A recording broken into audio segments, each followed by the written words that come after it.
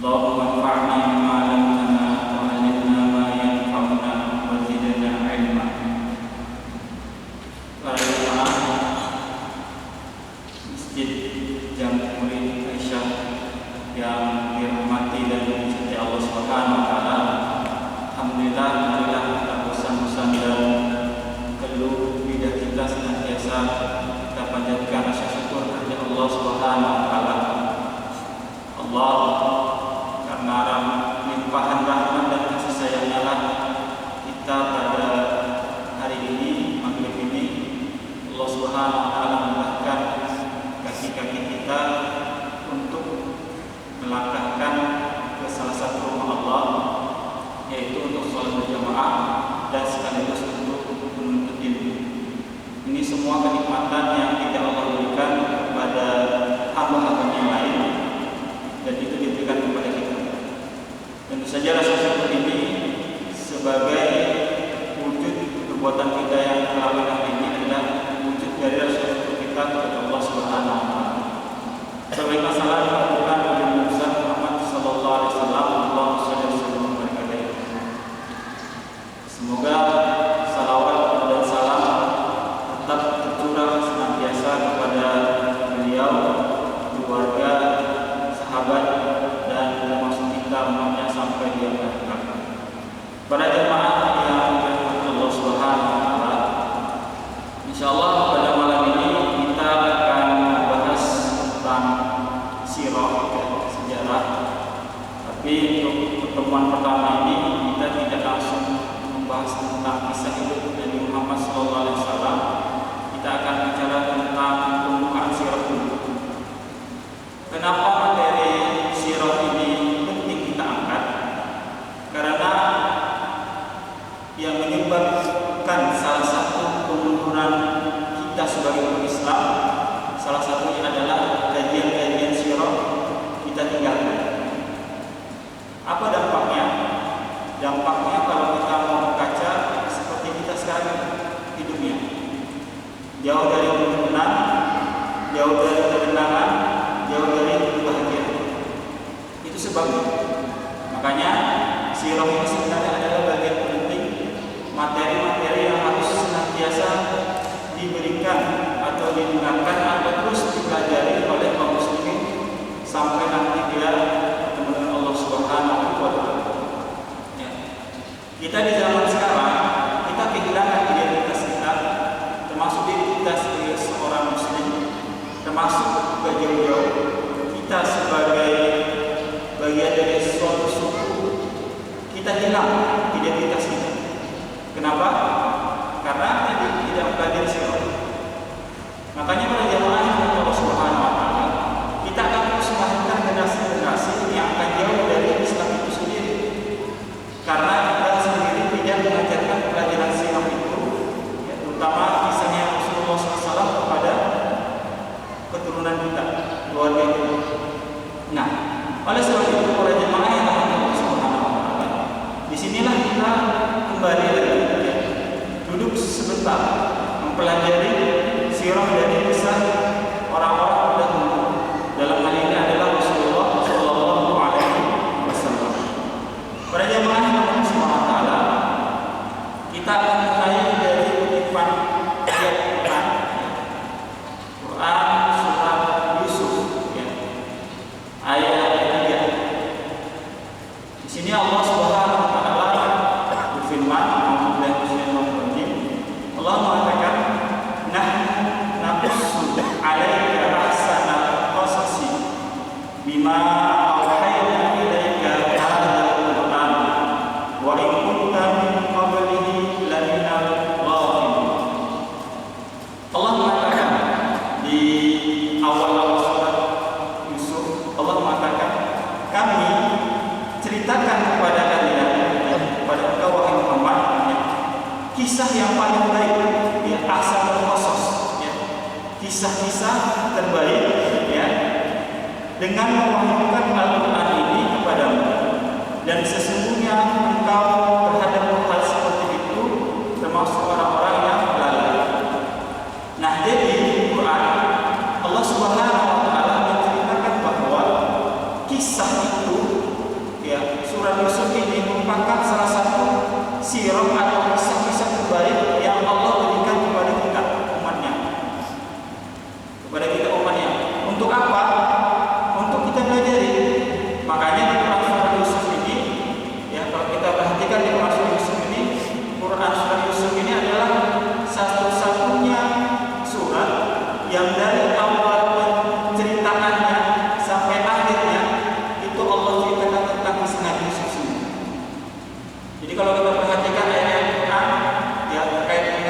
sejarah, kisah-kisah Nabi Hud, Nabi Yunus, Ashabul Kahfi, dan surah-surah lain. Itu satu surat tidak utuh diceritakan tentang kisah itu, pecah-pecah. Kadang Allah ceritakan kisah Nabi ini di surat ini, pecah-pecah. Tapi di Quran surah Yusuf, Allah Subhanahu wa taala menceritakan satu dari ayat pertama sampai ayat 111, satu pakai, tidak dipisah-pisah. Nah, kenapa kita bisa belajar sejarah? Itu ada tujuannya. Makanya Quran surah Yusuf ayat terakhir, Allah Subhanahu wa taala menutup kisah ini dengan tujuan apa? Ya. Allah mengatakan, laqad kana fi qasasihim ibratun li ulil albab. Ma kana haditsan yuftara walakin tasdiqal ladzi baina yadayhi wa tafsila kulli syai' wa hudan wa rahmah liqaumin yu'minun. Tujuan sejarah atau kisah-kisah itu diberikan kepada kita, yaitu kata Allah SWT, sungguh pada cerita-cerita itu, kisah-kisah itu, sejarah itu terdapat pelajaran liulil albab, bagi orang-orang yang mau berpikir, orang cerdas. Kayak para jemaah yang Allah SWT, kata a'ibir, ya, kalau dalam bahasa Arab, ya, kalau kita terjemahkan sekarang ini pelajaran, ya, ada ibrahnya. Dia semua sering mengatakan setiap sesuatu yang terjadi di atas muka bumi ini ada ibrah, ya, ibrah, pelajaran.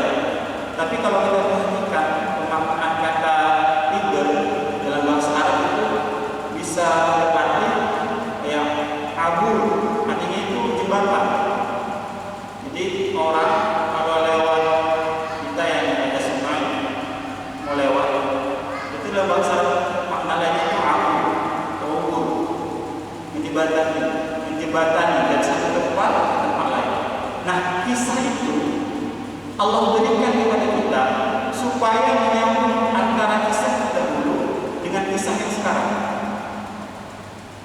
supaya kita belajar dari semua cerita-cerita yang sudah Allah sampaikan di Al-Quran.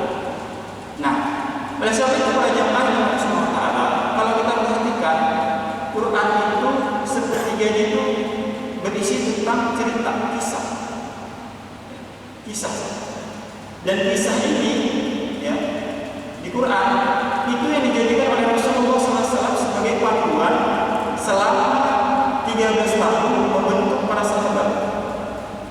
Kurikulumnya itu, kalau bahasa kita ya, kurikulumnya itu, materinya itu cerita. Yang kita di zaman sekarang, materi sejarah itu jadi sesuatu yang tidak menyenangkan, bahkan sesuatu yang membosankan, ya kan? Karena apa? Nanti kita menghafal tentang bilangan tahun, kejadian, ya. Jadi tidak menarik, ya. Belum lagi nanti urus sejarahnya juga nggak menarik juga menceritakannya. Jadi apa? Anak-anak kita dan kita juga termasuk lalai daripada kisah ini. Padahal yang saya katakan tadi, materi kisah ini dipakai oleh Rasulullah SAW, ya.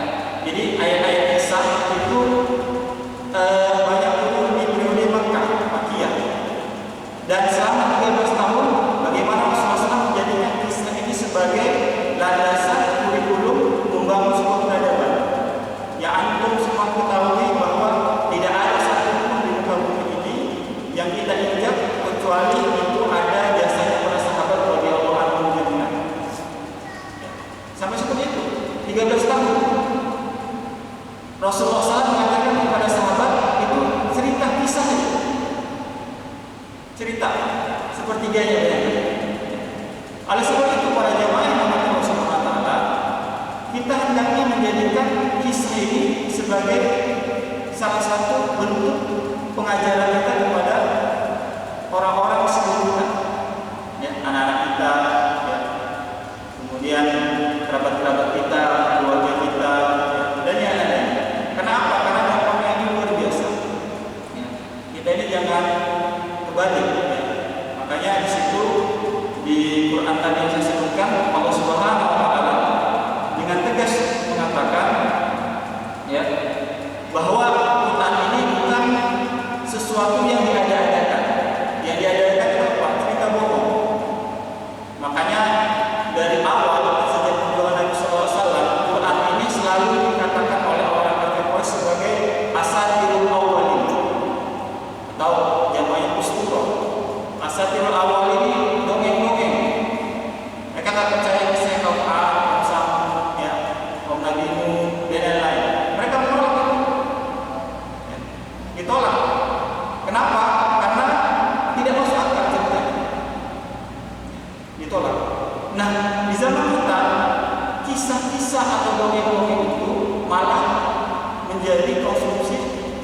generasi muda kita. Makanya ini juga perlu ya kita sadari betul-betul para jamaah. Makanya saya bilang generasi kita ini akan pernah bangkit kalau kita dari kecil anak kita bahkan kita yang korbannya diceritain dongeng terus. Tahu kita makna dongeng? Dongeng itu cerita palsu, nggak betul. Jadi anak-anak kita tuh besar dengan sesuatu yang tidak pernah ada, tidak pernah nyata, sehingga kehidupan dia pun kalau bahasa sekarang itu halu, penuh dengan halusinasi. Ya. Bahkan ya, sampai cerita-cerita rakyat lah kalau bahasa itu mengangkat kuat dan menjadi kebiasaan. Kalau misalnya mungkin bapak-bapak, ibu semua tahu kan kisahnya kancil mencuri timun sama petani, ya kan? Itu kisah apa itu? Itu dongeng itu jelas. Ya. Ceritanya itu sangat apa ya? Sangat jelek sekali kisahnya. Bagaimana seorang petani itu ditipu sama kancil, ya, habis-habisan dicuri timunnya. Ya. Jadi ketika anak-anak besar ada pemikiran, oh kancil itu yang cerdik, petani itu manusia yang kurang cerdas, bodoh. Dan ketika besar jadi apa? Ya, jadi koruptor. Kerjanya menolong ini, ambilin uang rakyat. Kenapa? Karena dia pikir alah polisi pemerintah itu nggak tahu. Namanya saya tahu. Inilah dampak buruk dari cerita-cerita dongeng yang ada di masyarakat. Makanya para jamaah yang semua adalah kalau generasi kita ajarkan kisah-kisah orang hebat, ceritanya Abu Bakar, ceritanya Nabi, sahabat-sahabat, pahlawan-pahlawan Islam, anak kita pun besar dengan kebesaran pasti. Makanya mulai sekarang tolong ya, yang punya anak kecil, jangan sekali kalau udah tidur anaknya minta dongeng, Pak, dongeng ini ceritain, itu jangan dikasih cerita-cerita palsu. Cerita Cinderella, Putri Salju, ceritanya nggak begitu. Coba sebelum ini tuh anak kita dikasih cerita-cerita orang-orang yang dalam Islam, itu sampai dia dulu dia akan ingat kisahnya Abu Bakar, kisahnya Nabi SAW, kisah cintanya Ibunda Aisyah. Coba itu. Nah ini yang perlu kita besarkan kembali. Ya. Oleh sebab itu para jamaah yang semua alam kurikulum ya, sejarah ini sangat penting untuk kita besarkan kembali, ya. Sehingga kita jadi umat yang tahu tentang besar Islam itu sendiri. Ya. Sekarang ini kita memang sengaja dikikis kebesaran itu dari masa lalu, diputus. Ya. Ya, jadi ada seorang pakar pendidikan, ya, Pak Adi Husaini, beliau pernah mengatakan Indonesia ini Islam ini akan pernah maju lagi. Kita akan begini terus. Alasannya itu sederhana, karena kita menjadi putus dari mata rantai kebesaran Islam di negeri kita ini. Buktinya apa? Kata beliau, saya sudah mengunjungi semua airport di Nusantara ini, semua provinsi, termasuk provinsi-provinsi yang Islam itu besar. Ketika saya menginjakkan kaki di situ, saya tidak melihat kebesaran Islam. Hilang. Dulu misalnya yang paling kuat Islam yang terkenal di Sumatera ada Minang, ada di Pekanbaru. Ketika kita masuk airport, kebesaran Islam itu sudah mulai redup. Simbol-simbol Islam tidak ada. Termasuk tempat kita. Kita masuk ke sini, misalnya datang ke sini, apa yang pertama kali kita nampak? Atau semua tahu, objek wisata. Itulah kebesaran kita. Jadi ketika orang datang ke sini lihat, oh, Banjarmasin itu terkenal ininya. Ya bekantannya. Jadi Islam ini kan katanya mayoritas Muslim.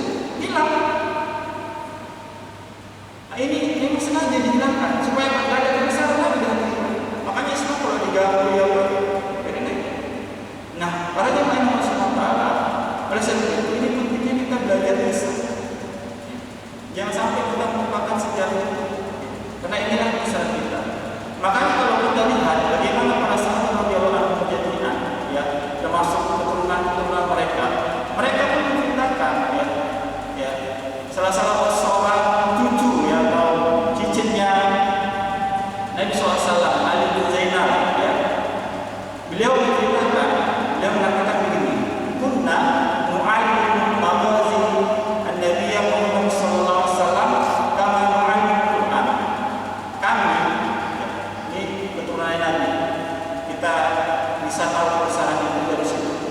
bercerita, kami belajar peperangan Nabi, mereka dikasih guru tentang perang Nabi. Itu seperti kami belajar Quran. Artinya apa? Serius. Belajar Quran itu penting dan sangat penting. Termasuk juga belajar tentang sejarah. Di situ kita nampak bahwa para sahabat radhiyallahu anhum mengajar anak-anak mereka itu pentingnya berkisah, sejarah. Sejarah merupakan sejarah. Nah, oleh sebab itu para jamaah yang Allah, ya, kisah ini menjadi satu kebesaran kita. Ya. Makanya para ulama mengatakan bahwa di dalam hikmah atau kenapa kita dipelajari kisah itu, salah satunya adalah kita mengambil pelajaran dari setiap kisah-kisah itu. Nah, oleh sebab itu para jamaah yang Allah Subhanahu wa taala, ya, kalau kita perhatikan ya dalam cerita Nabi Muhammad SAW itu sirah atau bahasa kita, ada pelajaran yang sangat bisa kita petik sebagai panduan. Ya, sebagai panduan. Salah satu kenapa kita harus belajar sejarah adalah karena dalam sejarah itu ada panduan. Nabi Muhammad SAW sudah ditetapkan oleh Allah Subhanahu wa taala sebagai seorang yang bisa kita contoh. Laqad kana fi rasulillah sesungguhnya dalam diri Nabi Muhammad SAW itu ada uswah, ya. Ada contoh. Nah, dari mana kita belajar? Dari belajar sirah Nabi Muhammad sallallahu alaihi wasallam. Ya. Oleh sebab itu para jemaah Allah Subhanahu wa taala jangan pernah malas belajar tentang sejarah Nabi Muhammad SAW. Nanti kita akan buktikan, ya, kita akan coba nanti bahwa dengan belajar sejarah kita akan bisa memberikan solusi-solusi yang sekarang ada. Kita akan buktikan. Jadi kisah sejarah itu bukan ahli masa lalu. Kita nanti akan buktikan melalui Quran, kemudian Quran dengan sejarah Quran kita akan bisa menyelesaikan seluruh permasalahan yang sekarang kita hadapi. Nanti kita akan belajar. Dan kita akan baru tahu ternyata banyak sekali kita sia-siakan, ya, pelajaran-pelajaran berharga di Al-Quran itu. Ya. Nah, para jemaah yang Allah Subhanahu wa taala, para ulama sudah memberikan penjelasan yang sangat detail, ya. Kenapa kita harus belajar sirah, ya. Al-Imam As-Sakhawi rahimahullah taala, ya, beliau dalam bukunya beliau memberikan setidaknya ada 5 kenapa kita harus belajar sejarah, ya. Dalam kitab sini dikatakan i'an tawbihi liman zaman tarikh, ya, karya Imam Sakhawi. Di situ dikatakan kenapa orang harus belajar sejarah. Dia mengatakan sejarah itu, ya, salah satu kenapa kita belajar sejarah adalah untuk meladani sifat-sifat yang Allah telah puji di kitabnya dan kita disuruh untuk menjauhi sifat-sifat tercela. Kalau bahasa kita jadikan kedua. Makanya sebab itu para jemaah Allah Subhanahu wa taala, kita semua sudah paham. Kita ini hidup. Cara kita belajar di kehidupan yang luas ini dengan sekolah itu berbeda. Sangat berbeda. Kita itu hidup di kehidupan ini. Cara belajar itu cuma ada 3. 3, tidak lain tidak bukan. Nggak kayak sekolah. Ya, 3. Apa itu? Yang pertama adalah cara belajar itu yang paling gampang adalah dengan cara meniru, mencontoh. Jadi kalau kita mau jadi orang hebat, gampang, tiru, imitasi. Makanya apa? Makanya Allah turunkan Nabi untuk apa? Jadi kedua, jadi uswah, tiru, contoh. Semakin Anda bisa meniru, semakin berhasil. Makanya orang-orang besar, kita bisa jadi orang besar cara yang gampang, tiru saja. Tiru bagaimana dia mulai dalam, tiru bagaimana dia melakukan keluarganya, tiru bagaimana dia banyak, tiru saja. Itu cara belajar, gampang sekali. Makanya kalau kita katakan motivator sekarang, kasih contoh, tiru.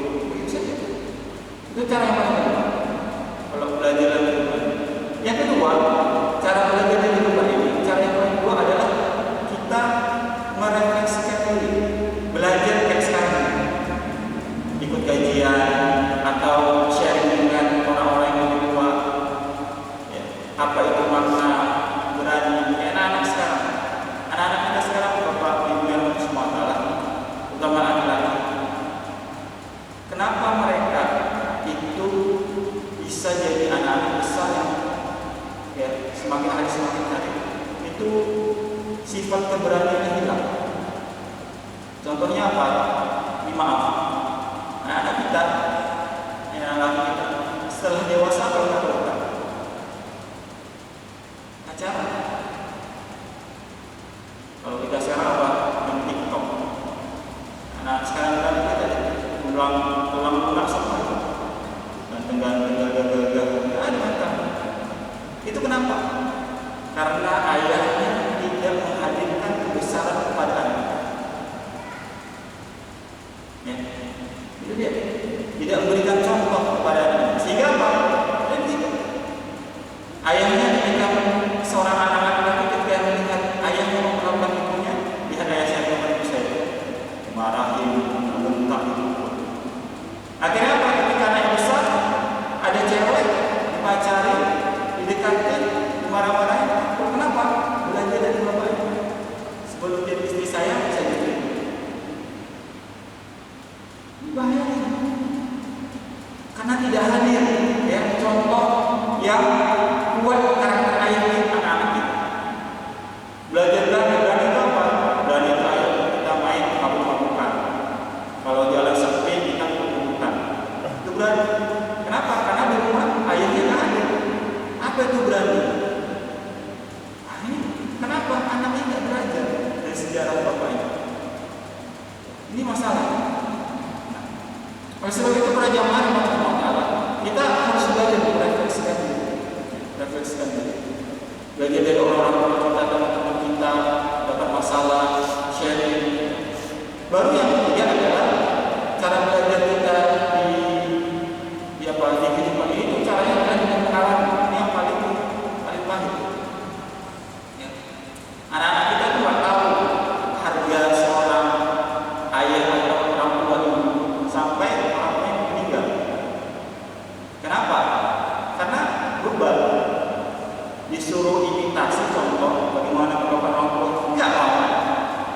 Disuruh merefleksikan kajian ini, enggak mau. Sampai akhirnya Allah kasih kajian yang berharga. Apa itu? Meninggal.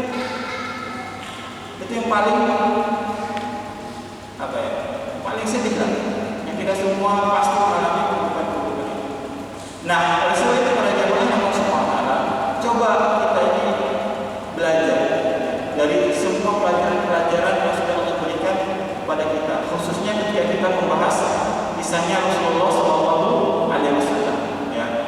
Nah, oleh sebab itu para jamaah yang Allah peran sejarah sirah dalam kehidupan umat Islam itu sangat besar.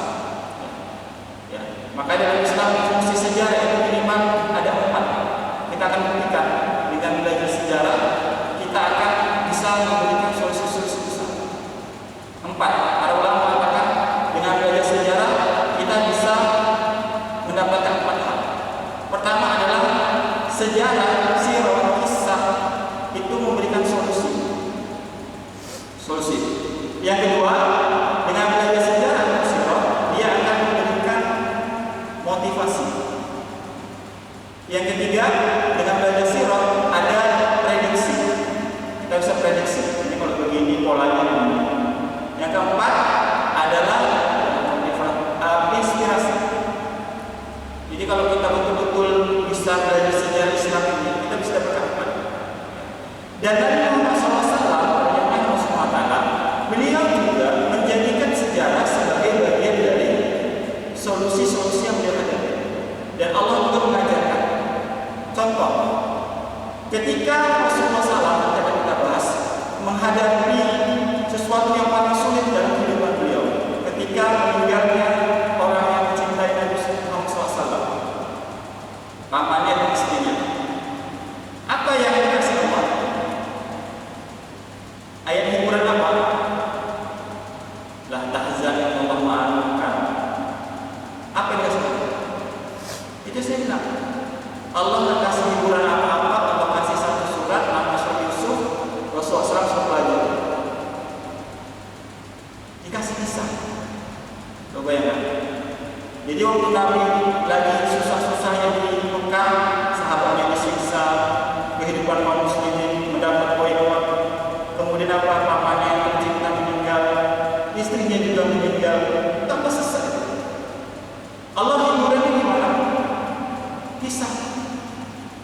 Diceritain kisah Yusuf dari ayat 1 sampai ayat 111. Itu apa hiburan?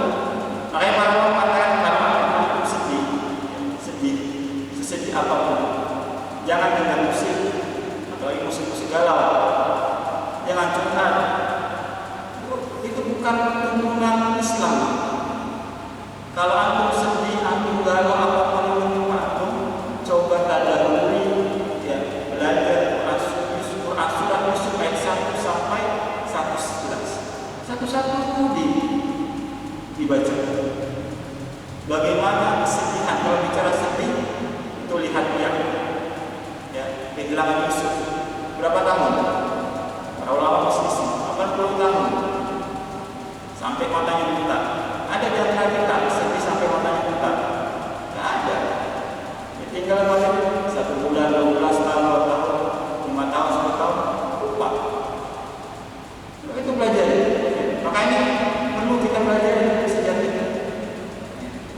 Itu langsung kasih, langsung suruh baca. Ini surat Yusuf. Hiburannya kita saja. Ketika Rasulullah SAW juga menghadapi masa-masa sulit, ya, akhirnya beliau memutuskan untuk berhijrah, ya, ke Habasyah. Apa yang dikasih Allah solusinya? Itu juga kisah. Ya. Kisah apa? Tadi yang dibacakan Imam kita, Rasulullah SAW. Jadi solusi yang Allah kasih itu bukan Muhammad begitu. Allah cuma kasih nih Rasulullah SAW, kau baca, kasih solusi.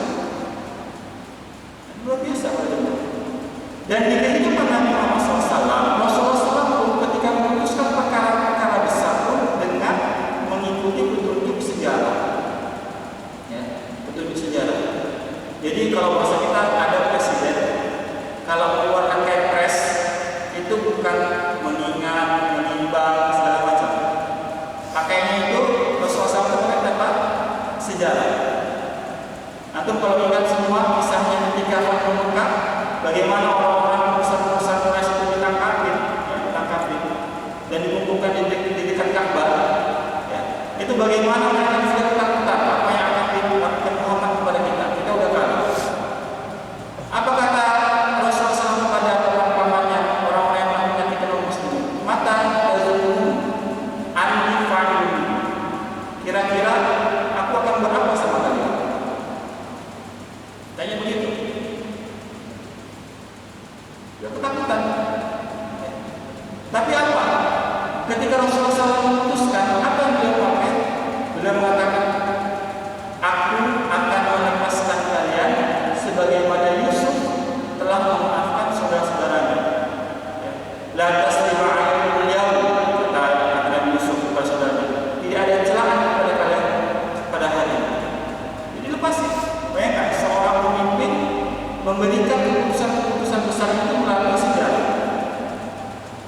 Makanya para jemaah yang subhanallah, ini penting bagi kita belajar sejarah. Supaya apa? Supaya kita tidak galau. Nah, kalau zaman sekarang gimana? Sama, pakai kisah. Ini sekarang kita perhatikan di televisi lagi ramai tentang resesi ekonomi. Ya. Lu pada bingung, orang pada bingung makan apa kita sekarang, solusinya apa? Kalau kita baca aja itu semua sudah ada. Saya kebetulan belajar ekonomi, ya, ekonomi syariah, ekonomi konvensional. Jadi kalau orang-orang yang udah masuk S3 itu kira-kira pakai teori ini, teori itu, teori. Kalau orang simpel saja, nggak usah pakai cita-cita begitu. Apa yang Allah tawarkan kepada seperti ini, dan kita lihat relevansinya bahwa Quran itu kalau ditaruh sekarang itu tetap hidup. Cuma sekarang umat Islam hanya tidak mau membaca. Kalau ada ulama alim, presiden kita katakan solusinya apa? Gak perlu tanya pakar-pakar ekonomi yang begitu, yang setiap teorinya salah. Kalau para ulama sudah solusinya apa? Kalau pakai kisi juga apa? Mereka akan mengatakan baca Quran surat Yusuf, baca Quran surat Ibrahim. Itu ada solusi dari resesi ekonomi.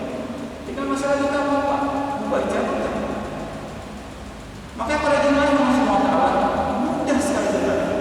Hidup kita kalau belajar sejarah atau Al-Quran itu tidak ada satupun yang permasalahan yang kita hadapi kecuali Allah bagi solusi di dalam. Itu dia. Masalah kita mau nggak belajar dari Quran dan sejarah. Makanya saya juga bersedih. Bagaimana kaum muslimin sekarang ini jauh dari petunjuknya Quran itu sendiri. Coba bayangkan di Quran itu di sampulnya apa tulisannya? Sebesar Al-Quran Quran yang Karim itu kalau kita sekarang ya sebenarnya itu ada pemaknaan lain. Karim itu artinya apa? Jawa, dermawan. Jadi bisa-bisa seperti Quran yang dermawan. Raja Maya macam orang dermawan itu apa? Orang dermawan itu kalau dia minta kasih, kalau ditanya jawab. Itu orang dermawan. Dia datang ke orang, Pak saya butuh duit lunasi hutang, kasih. Besok datang lagi, kasih. Itu dermawan. Apa arti ini dikasih? Gimana sesuai dikasih? Itu dermawan. Quran itu itu sudah mendeklarasikan Quran yang dermawan. Sekarang kita bertanya, setiap kita ada masalah kita tanya siapa? Itulah kenapa selama ini masalah itu tidak bisa selesai. Kenapa? Salah orang, salah tempat bertanya. Harusnya, kalau saya jauh-jauh di rumah kita dulu solusi, baca Quran. Maka tadi saya bilang, sepertiga Quran itu sejarah, dan dalam sejarah itu ada solusi. Mau nggak kita mau belajar? Asal itu para jemaah yang bersemangat, coba kita pastikan kembali bahwa semua permasalahan yang kita hadapi itu bisa kita selesaikan dengan Al-Quran, dengan belajar sejarah. Coba, antum mau masalah apa? Masalah pribadi, keluarga, masyarakat, negara, itu semua sudah Allah selesaikan. Cuma apakah kita mau kembali lagi duduk sebentar, ya, merenungi, mentadaburi, membaca kembali firman Allah Subhanahu wa Ta'ala? Itu solusi banyak. Jadi dalam sejarah itu ada solusi. Yang kedua, kalau kita belajar sejarah, kita juga nanti belajar tentang motivasi. Motivasi. Yang sekarang orang-orang banyak ya, ada seminar motivasi ini itu. Bapak Fulan, motivator terkenal ini. Dan yang kita sayangkan lagi, ini dia yang mengikuti juga orang Islam sendiri. Sedih kita. Coba bayangkan kita umat Islam itu ada umumnya. Sampai kita mau berbuat sesuatu butuh motivator dari orang luar untuk membangkitkan. Kok saya bisnisnya melemah ya, saya butuh motivator keuangan, konsultasi motivasi. Kok saya lagi galau ya, saya lagi PDKT mau khidbah akhwat tapi galau, cari motivator apa? Teman-teman yang sudah ini tidak pernah bertanya kepada Al-Quran. Ini masalah. Makanya kalau jemaah muslimat, coba kita kembali lagi. Coba kita baca Quran, bagaimana Quran itu memberikan solusi. Motivasi apa? Apapun di Quran itu ada pada. Tinggal kita mau tanya aja, kita mau membaca. Oh ya. Karena Qurannya udah ada, cuma masalahnya mau baca enggak. Itu dia. Mau baca tafsirnya, atau kalau pada tahapan yang paling tinggi kita dari begini ya, kenapa Allah bilang begini? Kemudian itu begini. Apa kalau pada tahapan tadaruran? Lebih banyak lagi faidah yang bisa kita lakukan. Contohnya apa? Motivasi yang Allah berikan. Contohnya kisahnya Nabi Musa alaihissalam dalam mencari guru. Ya, anak-anak kita yang sudah malas belajar. Itu Allah kasih momen bagaimana Nabi Musa alaihissalam itu mencari guru. Ya, yang kita semua sudah paham soal kafir.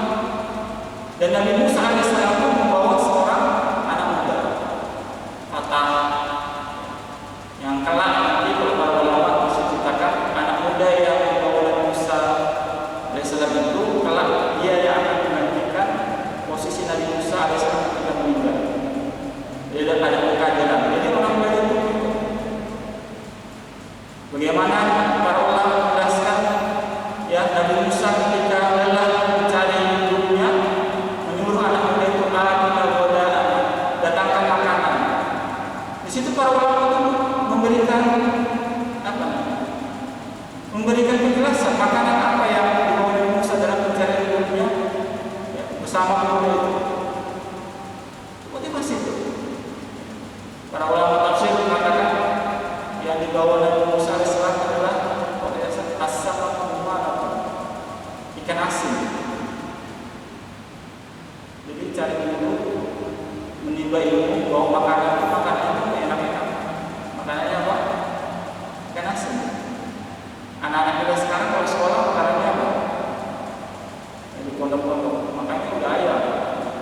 Sampai tiap hari ayam sampai rusak kan. Kalau yang dulu-dulu nih, di zaman saya yang bapak makan ayam yang pernah pondok lah. Kita itu di pondok makan daging. Itu bisa dihitung, bisa sebulan sekali ada, atau bisa setahun sekali bulan. Yang pernah masa pondok apa pun. Yang dulu, kalau sekarang ya enggak. Sekarang tuh ada satu panjang. Makan dagingnya sampai gatal-gatal. Ustaznya bingung. Kalau dulu anak gatal-gatal apa? Itu main comberan, semua gatal-gatal. Anak sekarang gatal-gatal. Kebanyakan makan telur, ada ini. Makan ayam, ada ini. Makan ikan, ada ini. Itu salah pola sebelum awal. Tapi apa? Tapi disitulah yang ingin disampaikan oleh Allah Subhanahu wa Ta'ala, memberikan motivasi kepada kita. Walaupun usia sudah tua, sudah apa itu, tidak putus terus belajar. Ikut belajar itu bisa terus. Dia Nabi, orang yang paling berilmu di muka bumi. Nabi itu orang yang paling tahu semua perkara di muka bumi. Kenapa?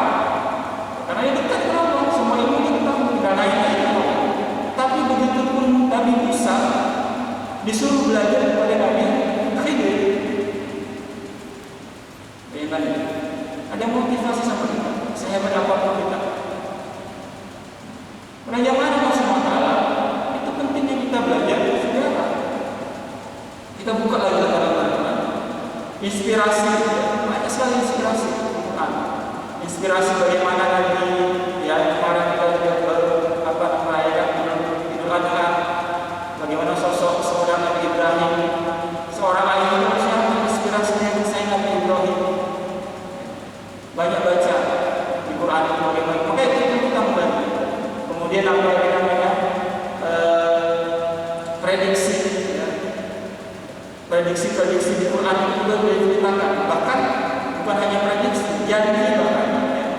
Bagaimana Allah menggunakan Quran surat Rum, ya. Surat Rum itu kan ceritanya Ghulibatir Rum, telah dikalahkan Allah. Itu sebenarnya di zaman Nabi sudah turun ayat itu.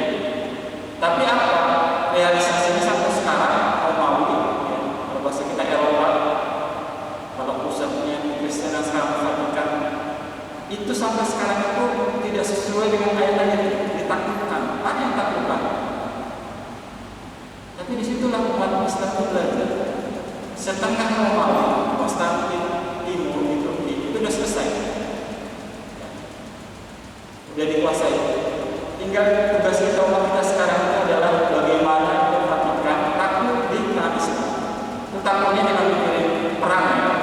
Dengan yang harus perang, bukan begitu. Sekarang ini tugas kita ini, tugas umat akhir zaman itu mikir di mana Islam masuk Vatikan. Ada salah seorang umat Islam, mungkin anak-anak kita, saudara kita, itu datang ke Paus, di depan Paus bilang asyhadu an la ilaha illallah wa asyhadu anna Muhammadan rasulullah. Itu gimana caranya? Paus itu, ya, bersyahadat di depan kaum muslim, takut kepada. Ini sisa tugas yang belum kita selesai. Nah, makanya orang seperti kerajaan Allah SWT, kebesaran-kebesaran itu tidak bisa kita ambil kecuali kita mau belajar sejarah. Gak bisa kita ambil. Gak bisa kita ambil. Kenapa? Karena bagaimana kita bisa besar kalau kita sendiri tidak mau belajar misalnya apa orang yang paling terbaik yang kita hidup, ya, Rasulullah Sallallahu Alaihi Wasallam. Oke.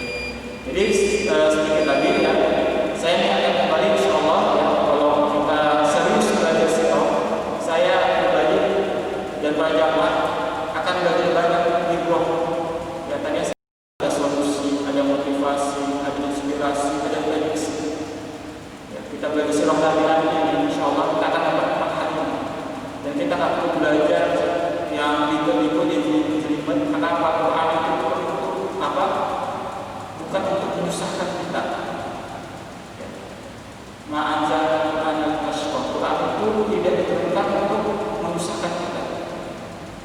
itu jadi apa supaya kita mudah.